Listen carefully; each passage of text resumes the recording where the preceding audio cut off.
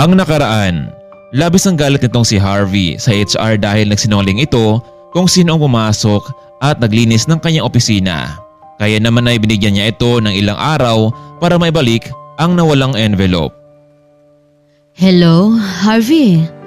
Ano nang balita? Meron akong masamang balita. Nawawala ang envelope na pinabigay mo sa akin, yung mapapilis. Ano? Paano nangyari yon? Sino nga kumuha? Ewan ko la.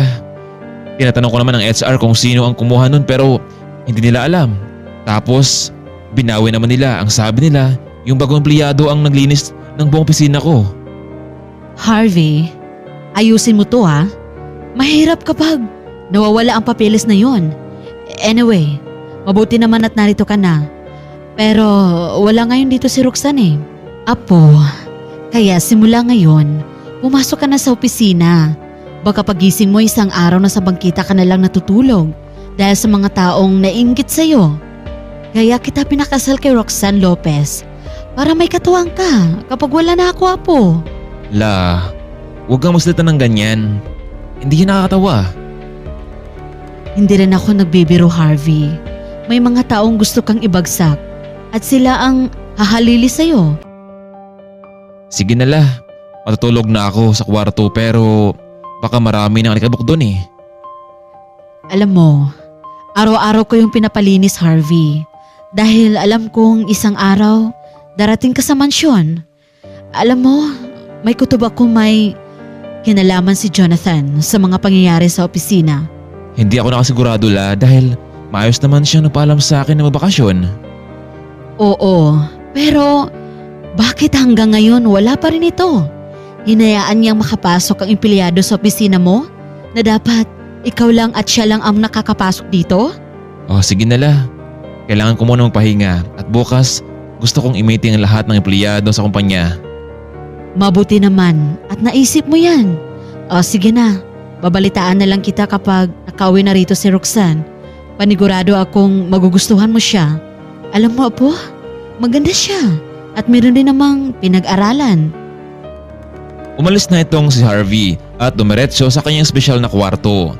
Ganun pa rin naman ang itsura, walang pinagbago. Na-miss at naalala niya tuloy noong bata pa ito. Lagi siyang nilalaro ng kanyang ama at ina. Pero sa isang iglap ay nagbago ang pakitungo sa kanya ng ina at kalaunan ay umalis ito na walang paalam. Kinabukasan maagang bumangon itong si Harvey. Hindi na nga ito nagawa pang mag-almusal. Gusto niyang i-meeting ang lahat sa kumpanyang iyon. Kuya Javier, pwede mo ba ako ang ihatid sa kumpanya? Sige Sir Harvey, walang problema. Nakarating naman itong ligtas itong si Harvey sa kumpanya. Laking gulat ng mga empleyado sa umagang iyon. Habang kasalukuyang kinakausap ni Harvey ang lahat ng mga empleyado, ay bigla namang may isang babae ang sumingit sa meeting. Ikaw, sino ka? Bakit ngayon ka lamang? Hindi mo ba alam na ayaw ko ng empleyado na laging late? Naku sir, pasensya na po kayo. Sir Harvey, yung babaeng iyon, siya ang inutusan kong maglinis sa opisina mo. At take note, ngayon lang siya bumalik sa trabahong ilang araw nang nakalipas. It's Jovel. Bakit hindi mo tinanggal noon pa man? Alam mo naman pala na hindi na siya pumapasok dito. Sir, sinabi ko na sa kanya pero matigas ang pamumukha at ayaw umalis. Parang meron yata siyang pinagmalaking shareholder sa kumpanyang ito. Excuse me sir, nagpaalam naman po ako. Kailangan ko magpunta sa probinsya namin for personal matter. Hoy, ikaw babae ka. At kailan ka pa nagpaalam sa akin ha? Sir Harvey, kayo na po ang bahalang magtanggal sa kanya. Ikaw ang boss at ikaw ang may karapatan para magpaalis sa kanya dito. Saad naman ni Jovel sa boss. Miss, kung ikaw ang naglilinis ng opisina ko, ilabas mo na ang envelope dahil mahalaga yon sa akin. Sir, wala pa akong envelope na nakita dito. Oo, ako ang naglinis ng room 5A1. Pero hindi naman kasi janitress ang ina-applyan ko dito kundi isang staff. Pero ginawa ko pa rin yun dahil sa utos ng isang HR. Paano ka nakapasok sa room 5A1? Sino nagbigay sa'yo ng pahintulot na pumasok doon sa loob? Huwag ka nang maliwanag pa, miss. Kabag-bago pa lang dito. Kung makasta ka kung sino ka, ang mabuti pa ay umalis ka na dito. You're fired. Hindi ko kailangan ng empleyado na pakilamero. Pero sir, hindi niyo po ako naintindihan. Huwag ka nang maliwanag, miss. Umalis ka na sa kumpanya ko at ayaw na kita makita pa. Mabuti nga sa'yo. Pakialamera ka kasi. Sad naman na Joliet. Ma'am, paano yan? Tanggal na ang tinik dito sa opisina. Oo, Juliet. Mabuti nga sa kanya yun eh. At magiging magaan ang pakiramdam ko. Hoy, ano pang hinihintay mo?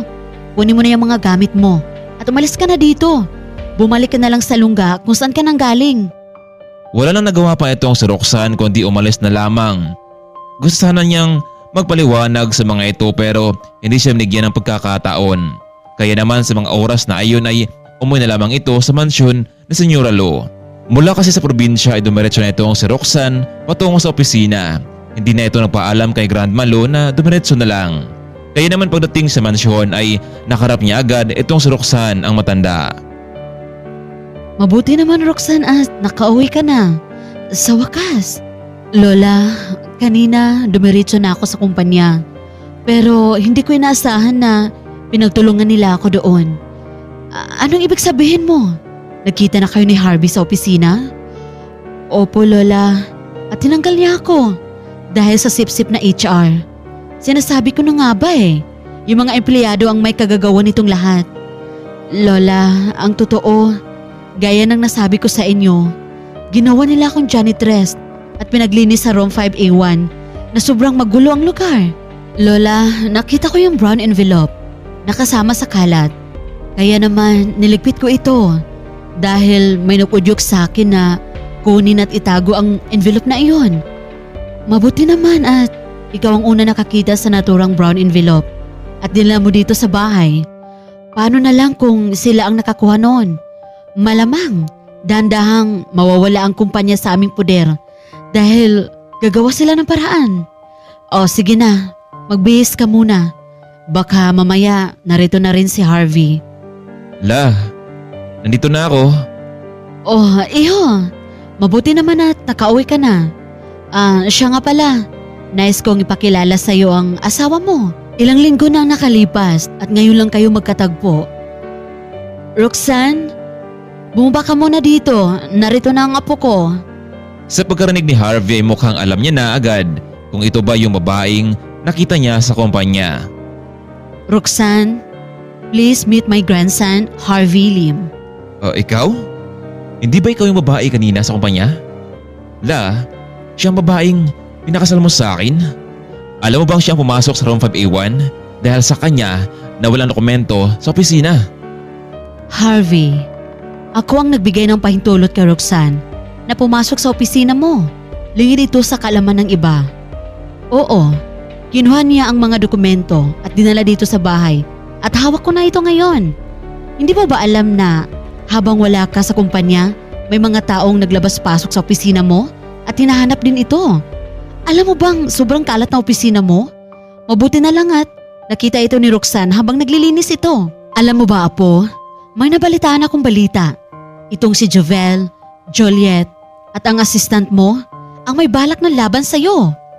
Kaya mabuti ang ginagawa ng asawa mo. Kaya bukas gusto kong sumama sa inyo sa kumpanya upang ako mismo ang magtanggal sa mga empleyadong umaabuso kay Roxanne. La, ang ibig sabihin ba nito, ang babaeng nasa harapan ko ngayon, siya ang babaeng maging asawa ko? Harvey, hindi maging asawa lang, kundi karamay mo sa lahat ng bagay. Sa unang pagkikita nilang dalawa, hindi sila makapaniwala marahil nga ay nadala lang ito si Harvey sa sulsol ng HR sa kanya. Kaya naman humingi ito ng paumanhin sa babae. Roxanne, sorry. Nagkamali ako. Nagpadala ako sa galit at naging one-sided lang. Kaya bukas, Harvey at Roxanne, samahan niyo ako sa kumpanya. Nais ko kayong ipakilala sa lahat. Ma'am Juliet, tingnan niyo. Narito ang senyora, kasama si Harvey.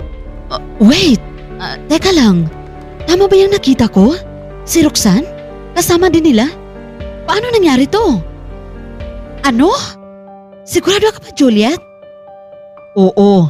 Ayan, tingnan mo. Sa mga oras na iyon ay miniting ni Mrs. Lo ang lahat. Pinagtapat nito ang totoo kung ano ang relasyon ni na Roxanne at Harvey. Bilang mag-asawa, laking gulat naman ang lahat sa nalaman. Samantalang pinahiya naman ni Mrs. Lo itong sina Jovel, Juliet, lalo na itong si Jonathan na naging kasabwat sa lahat ng plano. Gusto nilang gumawa ng masamang paraan para mawala ang maglola pero hindi sila nagwagi. Kaya naman sa araw ding iyon, nakapagdesisyon itong si Mrs. Lo at Harvey na tanggalin na sa kumpanya ang mga ito. Mabuti na lang at naawa pa itong si Mrs. Lo at hindi na lamang pinakulong pa ang tatlo. Samantalang matapos ng lahat, nalaman naman ni Roxanne at Harvey na hindi agad magiging madali sa kanila ang kagustuhan ng kanyang lola.